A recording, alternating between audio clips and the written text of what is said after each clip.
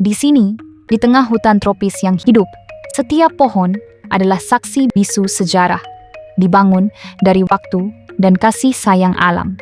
Kemudian datang mereka, mesin berat yang tak kenal ampun, membawa hujan kematian untuk hutan yang telah hidup ratusan tahun. Setiap pohon yang tumbang adalah suara tangisan alam, suara yang tak akan pernah terucapkan lagi. Hutan yang hidup kini menjadi hutan yang mati, tinggalkan hanya bekas luka dan kenangan yang terlupakan. Namun, di tengah kehancuran, ada harapan, sebatang pohon kecil yang tumbuh, menantang dunia untuk memilih hidup.